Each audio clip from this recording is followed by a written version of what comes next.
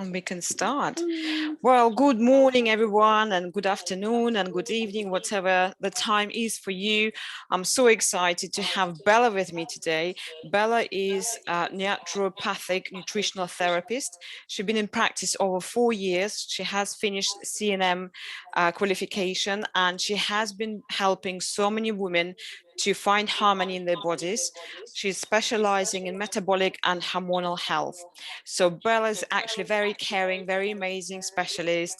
And I just thought I need to bring Bella to you so you can find out more about nutrition and all the myth and all the things that we're confused and bombarded with. So Bella, welcome. Hello, thank you for having me. No, that's I'm so glad that you're actually able to join today. And so I gave a brief introduction about yourself, but tell me more. Just want to find out more. How did you come into nutrition? What prompted you to become nutrition specialist? What's your why? What the story behind? Everybody likes to know that one. I guess I kind of stumbled upon it by accident. So I had some health struggles when I was younger. When I was a teenager, I had underactive thyroid. And obviously, knowing what I know now, the thyroid is sort of the hub of your metabolism. So, when you lose your thyroid health, you lose a lot of other aspects of health as well. So, I was still in school, but I was absolutely exhausted all the time. I was freezing all the time. My joints were always in so much pain. And obviously no one else my age really had those issues. Like when you're 15, you don't expect to be feeling that way. So that was kind of where my health journey started. And I guess that kind of prompted me to become more interested in health and healthy eating, healthy living, and all those kinds of things. So I thought, something's not quite right here. Something needs to be something's got to give. So I sort of just started working on my own health, and then that became like a hobby for me, to just work on that myself. And then when I left college, I was going to go to university. I didn't really know what I wanted to do, so I was going to go to university and study business, got into that and everything. But then when by the time it came to summer and I wasn't like at college, I just had some reflection time, and I was like, do you know what? I don't know why I'm doing that, because that's not my passion. I'm doing it for the sake of it. And that's when it started to occur to me that maybe I could turn my hobby, my sort of passion for health and nutrition, into a career. And so I started looking at options for that instead. And that's when I found CNM. So I decided to go down that route instead and study healthcare, which obviously helped me tremendously on my own journey. And then it's just sort of grown and grown from there, and now I'm helping other people. Fantastic. That's amazing. So your own health, prompt you to take basically things into your own hands, and go on a journey to find out how you can heal yourself, how you can help yourself, how you can come out. I'm sure you probably have seen so many doctors at that time trying to find out and get down to the bottom of things, probably even taking lots of like tablets and things that maybe not necessarily helped you as well. Yeah, I mean, to be honest, it's why I can relate to a lot of clients, who have got issues and maybe they don't even know what's wrong. I mean, I was grateful that came up on a blood test, because so many people, are feeling that way, but they go to the doctor and it's not helpful for them. They don't get any answers. And if they do, maybe they get a cover up. Oh yeah, just take this medication, for the rest of your life and you'll be fine. And a lot of people that doesn't sit well with them. So I'm kind of glad that I had the opportunity for that experience, so I can relate, because I know so many people go through that, as well, where it just feels kind of hopeless and they've seen loads of different people and it's not helpful for anyone. So Absolutely. And it's amazing how much it comes down to our nutrition as well, and what we eat and how it's influencing our bodies. I think personally, I haven't realized that until I start looking after my health and start paying more closer attention to what I eat and how it's influencing me and what it does to me as well. Yeah, definitely. I think it's something a lot of people go through, where they just, you don't realize until you make changes how much you needed to make them. And what, yeah, absolutely, and what that means, and actually how you feel by doing those simple changes. Sometimes all what you need is just simple change, you know, it doesn't have to be something massive, isn't it? And today, the subject I picked up is to bursting your carbs myth, because I thought, you know, carbs, like lots of women, we are so paranoid of carbs, we're so scared of them, because our traditional thinking, if you eat carbs, you will put weight on, you will puff up, you know, you would never will be slim. And so what we do, we just like cut them out, we avoid them, we try not to eat them, we feel really petrified and scared of them. But actually, is that, you know, is that the right thing we're doing, right? And I really want to share a personal story, because you know, I've been dieting pretty much all my life, more my, you know, more of my adult life. You know, all like, I never been slim and beautiful, you know, like wasn't born with that. I have to fight for my figure. So I've been constantly dieting, yo-yo dieting, you know, follow all different trends, you name it, I've been there. So I remember really vividly, you know, this is me before having kids. I really wanted to, you know, construct this slim figure. So I thought I'll go on a diet, right, like we all do. And in my understanding, going on a diet, cutting out carbs, eating as little as possible, skip your breakfast, and, you know, I'll be fine. So this is my way to losing weight and look beautiful and slim. So I'll do really well for the first 2 weeks. I will resist carbs and I'm not going to eat them, and you know, I'll stay strong. And each time I look at piece of toast or, you know, like pasta, rice, I'm just, you know, try to avoid it. I try not to eat it, and I'll have lots of honest self dialogues with myself before I do that. You know, like if I'll eat those carbs, what they're going to do to me. Do you really want to spoil your goals? You've been resisting them for so long, you know, do you really want now to eat that piece of toast or bread or, you know, pasta or whatever that was, in my head. So, and but then I remember one morning I woke up and I went down to the kitchen to have a cup of tea, because my plan was to skip breakfast, so I'll just have a cup of tea or a cup of coffee. And I've seen this loaf of bread, right? And it just was calling me. It just was looking at me. It's like, come on, eat me. Eat just one slice. You know, it's not gonna do any bad to you. And it just like I don't know. It just like I'm so soft, and you know, I couldn't stop myself. So I thought, okay, I'll just eat one slice. And I literally just grabbed one slice and I start stuffing my face with it. And all of a sudden, you know, I just went on this wide bread frenzy, eating frenzy. I just was stuffing my face with it. And before I know it, I just ate half of bread, half of the loaf, in one go, literally within like seconds. And I couldn't stop myself. It's almost like was, you know, kind of having that frenzy attack. And so yes, it was really scary. So obviously I'll stop myself after half of the loaf. I feel really bad about doing it, and I feel you know, obviously that I'm failure. You know, like I managed to resist this. And you know, and like will tell myself off. And then also that means that I'll have to skip my dinner in the evening, because I had so many calories from this bread, from these carbs, that I can't eat anything else for the rest of my day. So tell me more, what's been happening to me, why I was going on this frenzy? Because there was other occasion when I went for breakfast cereal. I just couldn't resist box of breakfast cereal. I just was like stuffing myself with those cornflakes. And just honestly, I just couldn't control myself anymore. So what been happening to me? Yeah. So this is, to be honest, why I was so keen to come and talk about this topic with you, because I think that's a really common scenario and there's so much confusion around, and it's annoying because obviously, you know, there's a reason that you're having those cravings. Okay, so our bodies run off of carbohydrates. They are the primary fuel source for our cells.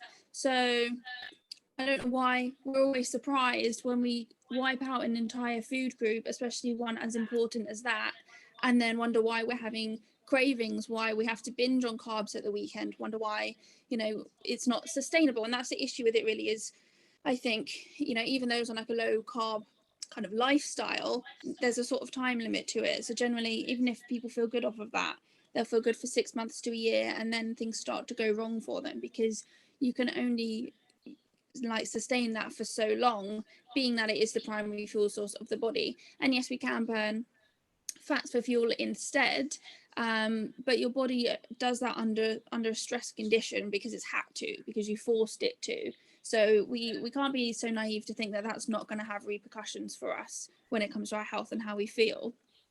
So the reason this is happening is because if we're restricting sugar and your body needs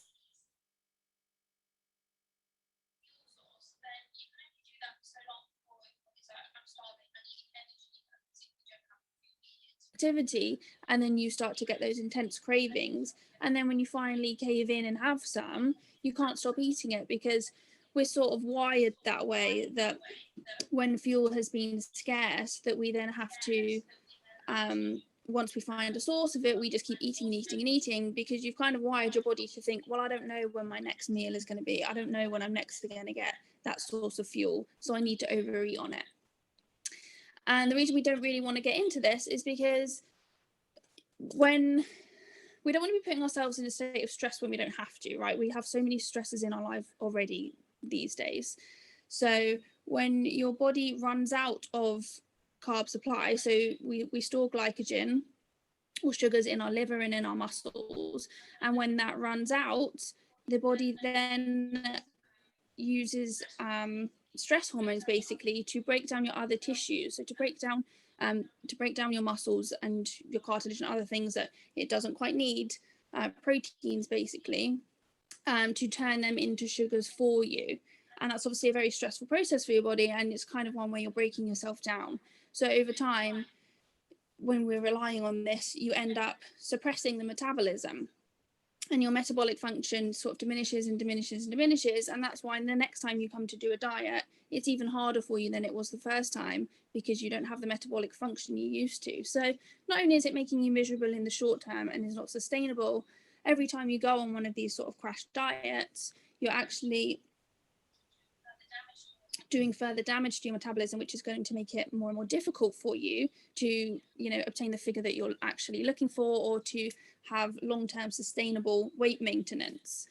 So you're always going to kind of be on that roller coaster for as long as you sort of ignore that fact. That makes so much sense. Build habits. That makes so much sense, because I remember my metabolism during that time just slowed down, right down. It's almost like whatever I ate wasn't digesting, it just was really slow, despite me going to the gym 4 times a week and, cycling everywhere. So I was really, really active, but it felt like, and I didn't, to be fair, reflecting back, I didn't eat that much in a day, but I'm still not losing weight, and I'm still like not getting to my goal, and I couldn't understand what was going on. And I always thought, like there is this belief, there are like slim, beautiful people, and we always say, oh, it's the reason why they're like this is because they've got fast metabolism, right? I'm the one who was born with a slow metabolism, so whatever I eat, it digests really slowly, and basically, I'm not one of those lucky ones that eat something and it just gone within seconds from my body. So yeah, that I can really relate to this, what you just described with metabolism. Yeah, and I think it's quite misunderstood, because carbohydrates actually increase our metabolic rate, right? That's fuel, that's energy for the body. So the more carbs we're eating, we're actually sustaining an increase in metabolic rate, which is a good thing. But if you're eating, too much carbohydrate, you're not balancing the other macronutrient groups very well, or if you've got a very nutrient poor diet, then you might feel worse for eating that amount of carbohydrates, because what a lot of people don't understand is that when you raise your metabolic rate, you're also raising the rate at which you're burning through nutrients. So if you're kind of putting your foot on the gas, so to speak, with all of the fuel, but you don't have a lot of nutrients in the tank, then you're going to feel worse, because you're burning through and then you've kind of run out, and then the body's stressed again and it needs more, and you kind of don't have that balance. So it is important to be eating a balanced diet and a nutrient rich diet, which is why some people eat carbs and they're like, no, it doesn't work for me, I feel worse, I'm gaining weight as soon as I look at a carb. And it's not that some people can eat carbs and some people can't. We all biologically are the same. I mean, everybody's needs are a little bit different, but biologically we all have the same cells. So it's not that it works for some and not for others, but it's really to do with your metabolic health and, how well your body's using carbs, how well your cells are uptaking carbs, how well, it's what your insulin response is like. So some people just have done a little bit more metabolic damage, especially if you've cut them out for a long time before. Then it's going to be much harder for those people to reintroduce carbs and to use them effectively versus somebody who's always eaten a balanced diet. So for example, for someone like me who avoided carbs like the biggest enemy, and just relied on little carbs, if none at all, in my life, and if I want to introduce them back, so what kind of things I should be expecting and thinking, yeah, that's fine, to see, like you said, putting weight on, or maybe not losing so quickly, what kind of things I should be expecting and think, yeah, that's fine, but the long-term gain or goal is to get my metabolism back on perfect kind of run. So you mean what to expect if you are new to reintroducing carbs? Yeah, so for example, like in that scenario, when I didn't eat any carbs whatsoever, cut them out, and now I'm realizing actually no, the carbs are important, I need to eat them. So if I'll start eating them, what kind of things I should be expecting, and not be terrified thinking, oh my god, here we go again? Yeah, no, that's a good question, but I think it's more, to approach it in a way that sort of works for you. I mean, it's not a race, we don't have to suddenly be like, oh my goodness, I've been cutting out carbs, I've just realized that's bad for me, let's smash in all the carbs right now. You're going to feel awful if you do that, right? It has to be sort of a process, and you have to be quite patient with yourself, because the longer you've been on a lower carb diet, the more probably insulin resistant you are, the more, the less used to uptaking glucose your cells are, really. So it's a bit of an adjustment for them as much as it is you, and with the whole mindset thing, as you said. So I do think it's best to take that approach slowly. But I think that this comes a lot down to sort of how you're doing it as well. So looking at the types of carbs you're having. So carbs, that's actually a really good one, good one to discuss. Let's talk about what type of carbs out there, and what type of carbs we should be eating and should be avoiding, because I think there is so much. Well, we obviously know about white carbs, right? Everyone knows, like, white bread, white rice, brown pasta, brown rice. But I think that's as far as we go in terms of our general understanding of carbs. Tell us more about different carbs and what are they. Yeah, and I think that's an important distinction, especially if you are reintroducing them, because they do act a little bit differently in the body. So for example, we have glucose, which is like a pure starch. So that's going to be the things that everyone sort of refers to as the bad ones. We've got your breads, your pastas, potatoes, grains as well. Those are a little bit more difficult for the body to digest, and they're pure starch, pure glucose.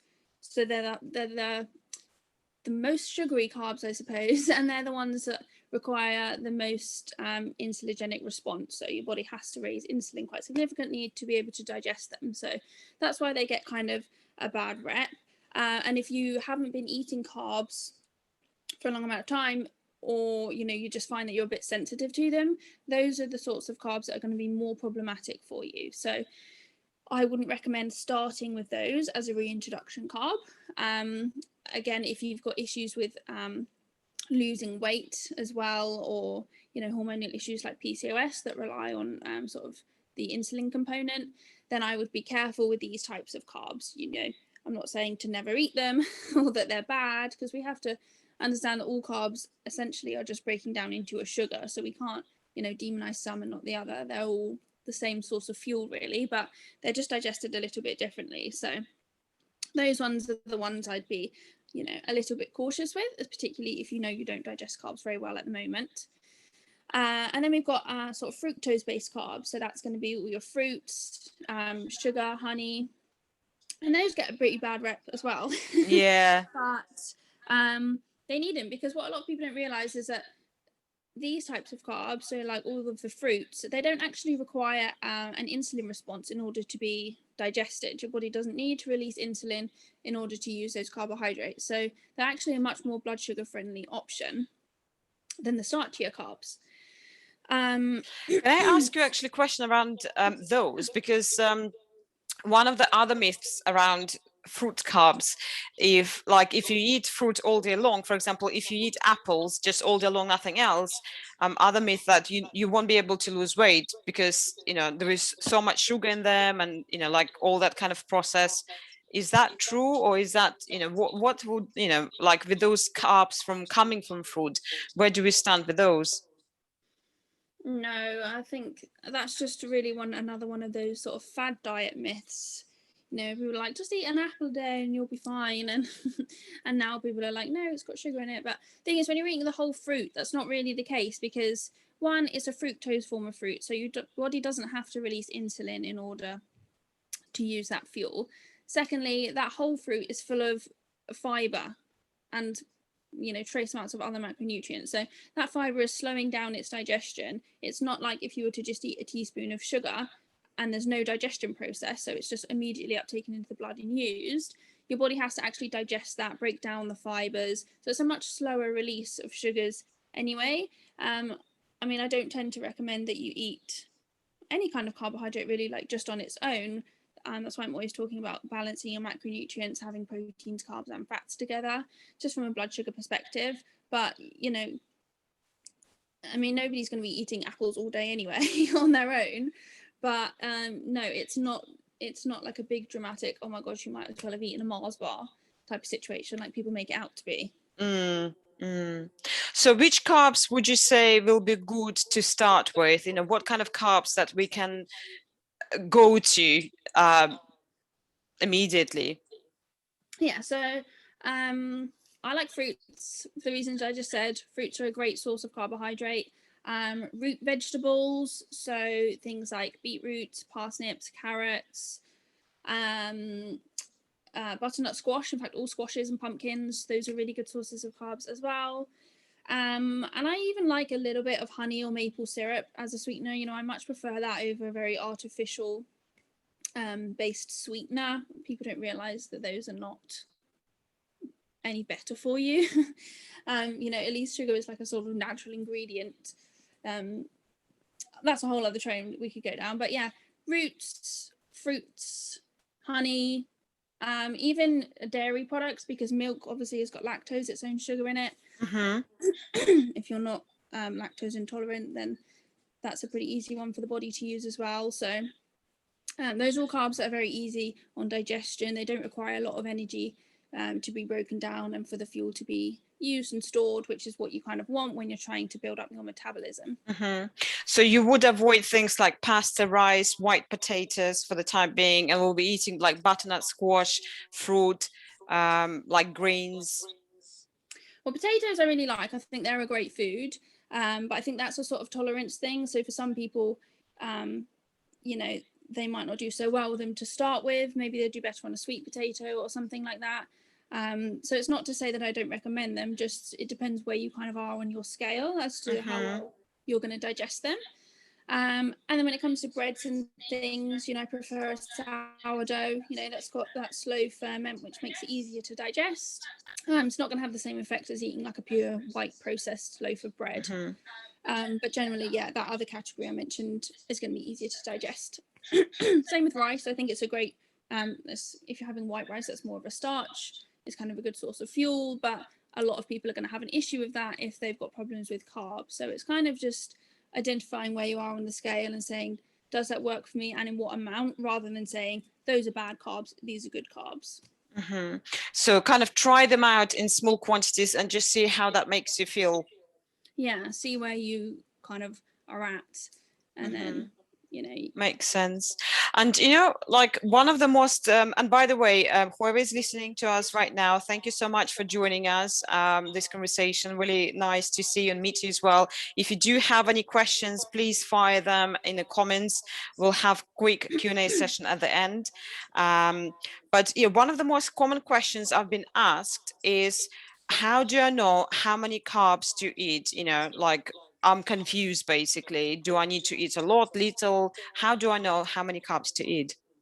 Yeah, I think most people aren't eating enough carbs, which sounds silly because everyone's always trying to eat less. But I think a good place to start is to look at a sort of balanced macronutrient percentage. So I tend to say to people, you know, start at like 50% carbs, 30% protein, 20-25% fats, and see how that makes you feel. So if carbs aren't working well for you, you're going to feel very bloated, you're going to feel very sluggish after meals, you might have issues, you know, if you're trying to lose weight, that might not happen if you're eating too many carbs. So those are kind of the symptoms that the carbs are not agreeing with you. So I'd start with that sort of balanced macronutrient approach, and then you can tweak it from there. So for example, if you find your periods are not going well, then maybe you need to add a little bit more fat and a little bit less carbs. If you find that you're not getting a lot of energy for your workouts, if you're very athletic, then maybe increase carbs a little bit.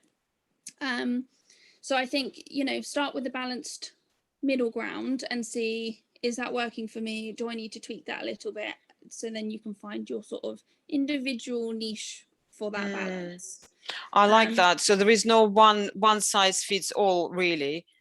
Not really, because we're all very different in terms of our activity level, our metabolic rates, our health in general. Everybody's requirements are going to be, some people generally feel great on 300 grams of carbs a day. Some people feel bad if they eat more than 150. So it's really sort of find what works for you. So kind of just to summarize, so to start with, if I've got my plate, for example, in front of me, to have half of my plate loaded with carbs, and then other half split between fats and protein, and then see how I feel right after eating that plate. If I feel a bit sluggish, I feel like the food is not getting digested, maybe I'm not losing weight. If I'm in a kind of losing weight goal at the moment, then perhaps maybe reduce that carbs intake. Instead of maybe taking 50%, half of my plate, take a little bit less, and then eat a bit more protein and fat, right? And see kind of how it makes me feel each time. So until I find my perfect balance, would you say that will be a good approach? Pretty much, yeah. I mean, obviously there's other factors that play into it. So you want to make sure you've got your other macronutrients on point as well. So I always say to people to make your meals protein focused, so you want to have sort of 35 to 40 grams of protein in that one meal. So make sure that that's your priority, because you don't want to be having, way more carbs than you are having proteins, or vice versa. They need to be in balance. So you might feel like the carbs aren't working for you, or it's the wrong type of carb, but maybe you just are having too many carbs and you've got like a tiny bit of protein in there, and obviously that's not gonna leave you feeling as good. So I know we're gonna have chats on other macronutrients at some stage, because they deserve their own section, but as long as you've got that sort of basic principle in place, then you just tweak kind of around it. But on that note, another important thing to sort of mention is the carbs and fat sort of dilemma, because what a lot of people do, especially when they're coming off of a low carb diet to begin with, they're used to eating a higher fat diet. So they may start adding carbs in, but they haven't actually reduced their fat intake at all. And what we don't want to be doing is eating too many carbs and too many fats at the same time, because obviously the body can use both for fuel. And if it's used to having to use fats for fuel, it's not going to switch to using carbs for fuel again if you're still eating a lot of fats. And a lot of people can end up becoming, if we've got high carbs and high fats, we're more likely to store one of those as fat because it's an excess of fuel. So it's just making sure that you've got those two in balance. And while you're tweaking it, if you need to increase your carbs a little bit, make sure you're lowering your fats a little bit in relation to that. And vice versa, just so that, because that's one of the main reasons why some people struggle to lose weight, because they're eating lots of carbs and lots of fats, which don't really mix well together. So like traditional diets, like all these trendy diets at the moment, like Atkins, Paleo one. So Atkins is really fat focused, isn't it? There is lots of fat kind of based nutrients. It's like a no carb diet, so it's kind of like the keto diet where you're just running off of fat for fuel. So for example, if someone, let's say, like following those diets and realizing they're not working for them, they want to, like, this is the thing, right? When we go on a diet, we think, I'm gonna stick with this diet for a period of time, you know, however it's going to be, like 4 weeks, 6 weeks, 8 weeks, and then I'm going to come off of it. And you know, like I've been in that cycle myself so many times, when I think I'll go on a diet, if I'll commit myself to 6 weeks, I'll be good, I'll be following all the rules and, you know, doing everything that needed, I'll achieve my goal, and I'm going to come off. But obviously not realizing or thinking, when I'm going to come off, what I'm going to do, I'm going to come back to my old ways, isn't it? And I'll be eating fats, and I'll be eating carb and everything else that I eat before. So what that's going to do to me then, you know, what, like, let's say if someone coming off of, you know, those diets, and they want to introduce, and I know we mentioned previously, but what kind of things we should be conscious of?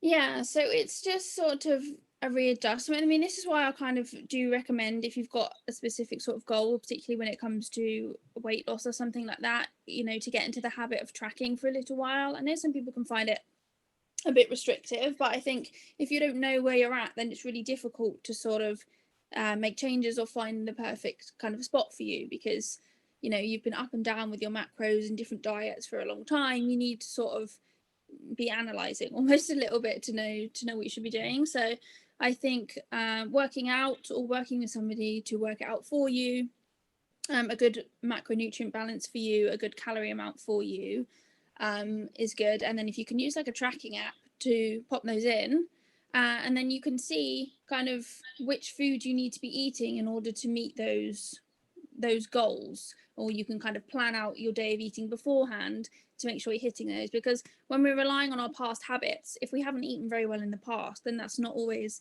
a very useful thing, because, you know, you'll be used to having that, you know, whatever it was, snack mid-morning that you've been eating for a long time, but then maybe that doesn't fit in with all the other meals you're eating now. If they're all very high carb and you're like smashing nut butter balls all day long, you know, it just doesn't really fit in together. So I think a certain amount of planning is useful at the start of a new journey to make sure that it's going to be sustainable and that you can sort of manage those changes better. I think, you know, I can really relate to that. Until I started to track and pay more attention, in a very black and white way, what I'm eating and how I feel. I didn't realize that actually that was really essential to move forward.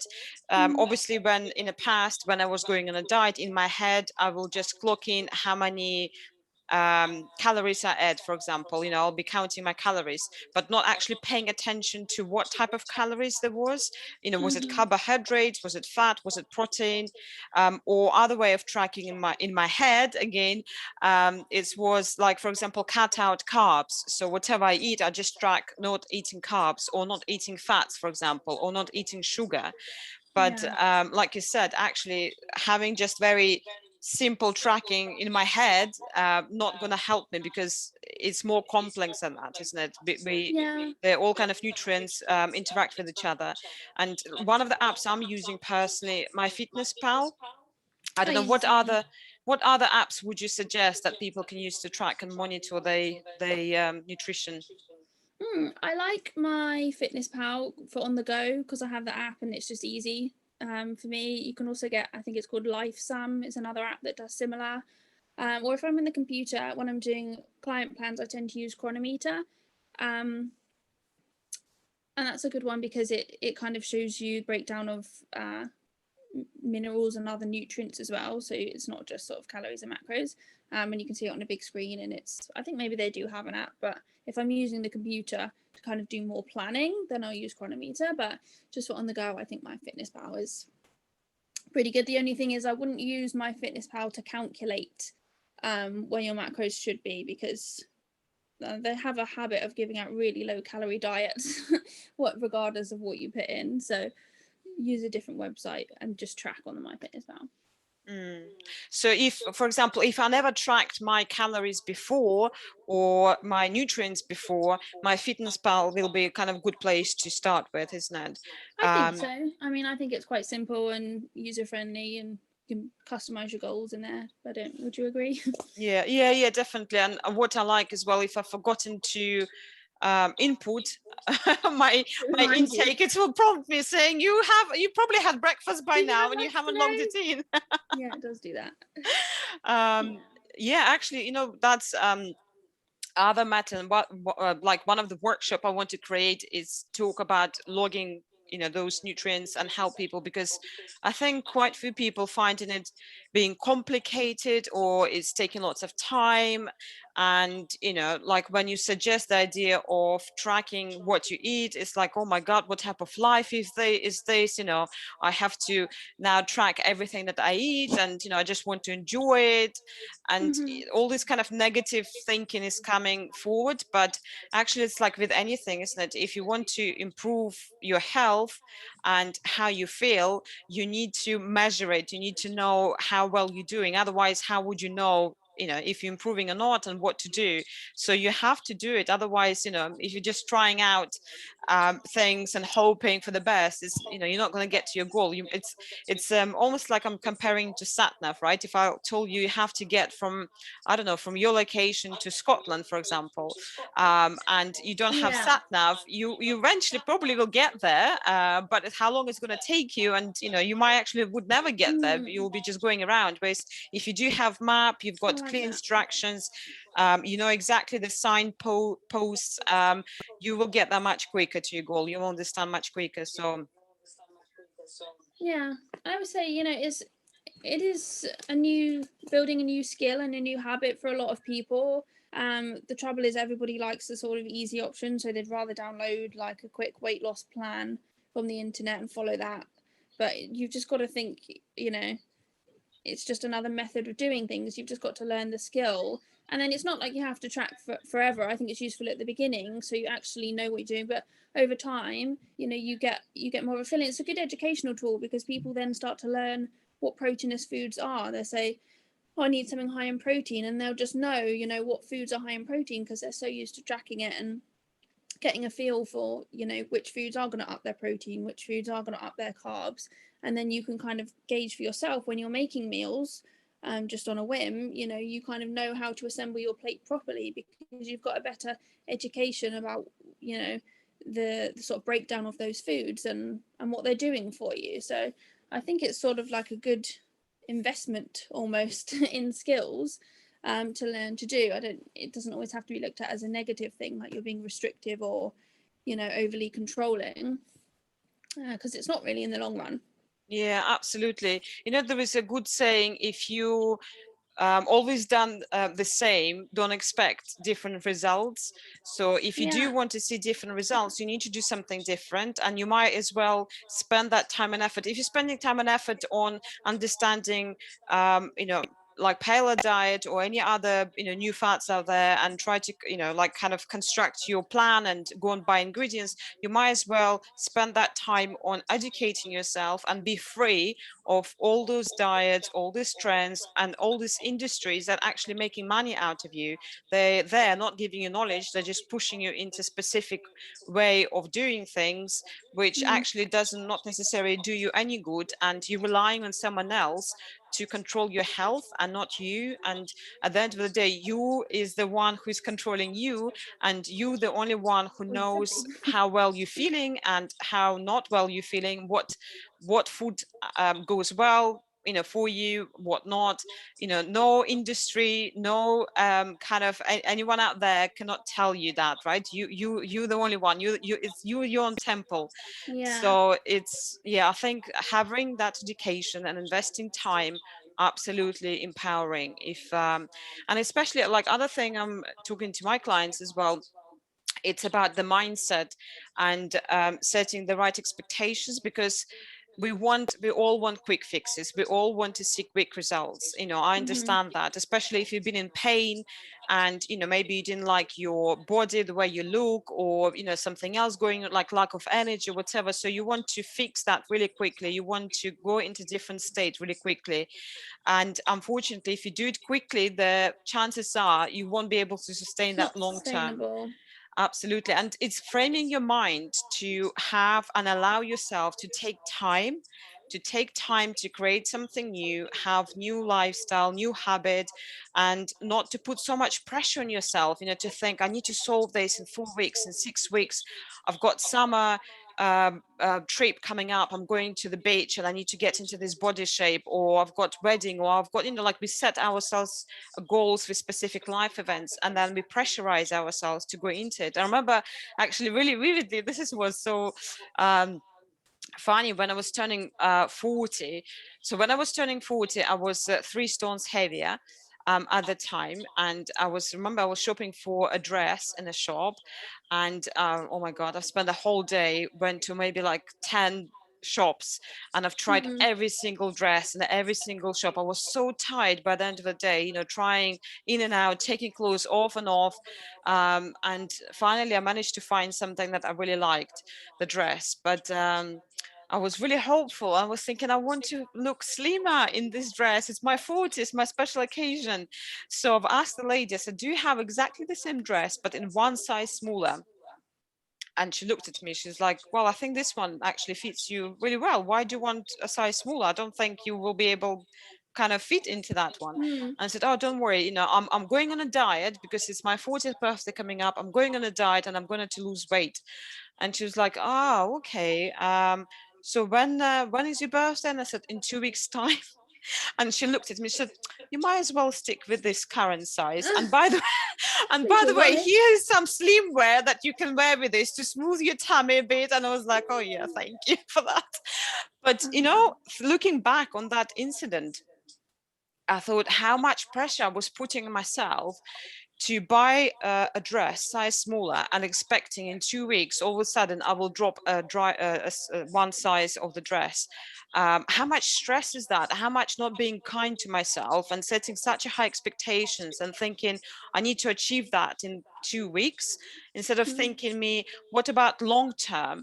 You know, what will sorry, there was a pause. What will be about long term? What you know, what about my health on a longer run? You know, my birthday will come and it's going to come again next year and year after and year after. So it's not about that specific event. It's just looking forward and allowing yourself, taking time out and investing into yourself, isn't it? Yeah, definitely. And I think also what a lot of people don't realize is those sort of quick fix diets, you know, they're only a quick fix because your body has to run off of stress hormones and adrenaline in order to, that's the only reason that people get like a quick high or they feel good for like 3 days, you know, because your body had to run on stress hormones that whole time, and it will do any number of things under a period of stress, but at what cost? You know, you've done considerable damage to your metabolism from doing that. You've done damage to your mindset. You've done damage to your long-term strategy. And we all know, you know, how detrimental stress is to our health, and you know how it can be such a causer of all diseases. But yet we keep putting ourselves through these stressful events without realizing the sort of long-term effects that they're having. And it's like you said, if you just invest in, you know, a long-term strategy, then you don't have to, you know, every time you've got an event coming up or every time you're going on holiday, you don't have to be like, oh well, I should become a slave to a diet now because I need to be a bit slimmer.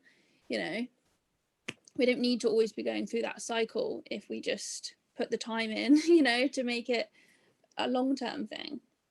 Absolutely, absolutely. I just wonder if anyone has any questions for Bella, and please do comment now. And I can't see any so far.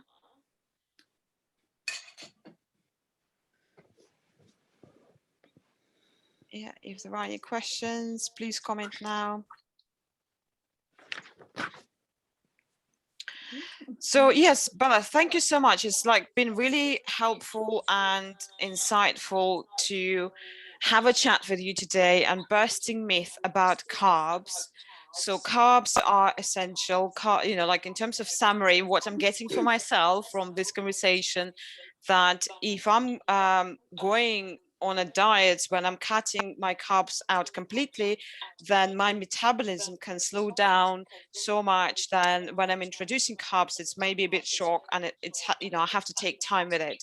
Having carbs is really important for your energy levels, and also, you know, like one of the common questions, how many carbs should I eat? Start with half of your plate and then see, you know, how it goes. But best approach, if you will start to track your nutrients on like some apps. One of the apps we discussed, it's My Fitness Pal, and just see how it feels and invest your time into education. And if you find it, I'm guessing again, if you find it hard to start with, or you've got any specific issue like health issue or whatever, just then go to specialists, right? Go to someone who knows how, knows about nutrients, knows about how it all works, to help you out to start with, isn't it? It doesn't have to be, like you said, forever difficult. Just to start with, you might need a little bit of help. And that's what you do as well, isn't it? In your line of work, you help many women to look in, women and men, I'm guessing, into their nutrition. Yeah, absolutely. I think it's always better to sort of, as you said, work with a professional rather than to consult Google, because that only ends you up back at square one again. But yeah, that's pretty much, you pretty much covered it. Yay. And I'm going to wrap up our conversation and our podcast and live event. It was pleasure talking to you, and thank you so much for sharing your knowledge with us. And I always close the show with one question from all of my guests. If there was one lifestyle hack that you can share with us that we can all benefit and implement today, what that would be? Okay, that's a good question. Probably my best advice would be to focus on nutrient density. So to see foods for what they can give you, for what their nutritional profile is, rather than just seeing them as a number or a percentage, or something sort of linear. So while that thing is important, everybody could improve their health today by looking at foods for how nutrient dense is that food, what's that going to give for me, and including more of those good types of food, rather than constantly thinking, what do I need to be taking away, what should I be removing, what do I need to restrict, which is kind of how we're programmed to think. But I've seen so many people, myself included, really turn their health around by focusing on better foods, even if they're not the most conventional ones. I mean, I always recommend in my practice things, like animal products and dairy and even some sugars, the things that most people tell you not to eat, because they're very nutrient dense. Which, if there was one kind of example of food that you can give us, which is very nutrient dense, what that would be, that we can maybe go today and buy in the shops and try it out. Nutrient dense foods, and that's where health really lies, not in dieting or cutting things out or what you can restrict next, which is what we all tend to do.